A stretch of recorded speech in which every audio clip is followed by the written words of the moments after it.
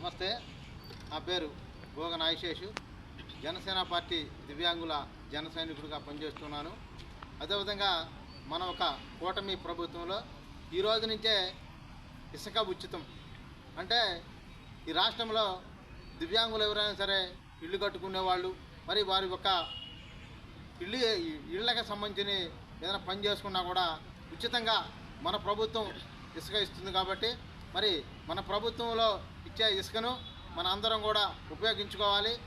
అదేవిధంగా మన ఒక కూటమి ప్రభుత్వంలో కూడా మనందరం కూడా మనం సాధించుకున్న దాన్ని మర్చిపోబోకండి.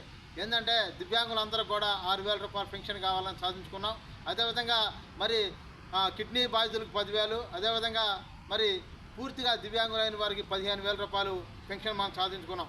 మన ప్రభుత్వంలోనే మనం ఇవన్నీ కూడా సాధించుకున్నామని చెప్పి తెలియజేస్తూ, మన ప్రభుత్వం తరపు నుంచి ఈ రోజు నుంచి ఇసుక ఉచితంగా ఇస్తున్నారు. కాబట్టి రాష్ట్రంలో ఉన్న దివ్యాంగులందరూ కూడా ఇసుక కావాల్సిన వాళ్ళు, ఇల్లు కట్టుకోవాల్సిన వాళ్ళు ఇసుక తీసుకోవాల్సిందిగా అని చెప్పి మరి రాష్ట్రంలో దివ్యాంగులందరూ కూడా తెలియజేస్తున్నాం. జై జనసేన, జై జనసేన, జై టీడీపీ, జై టీడీపీ, జై బీజేపీ, జై బీజేపీ, జై జన్.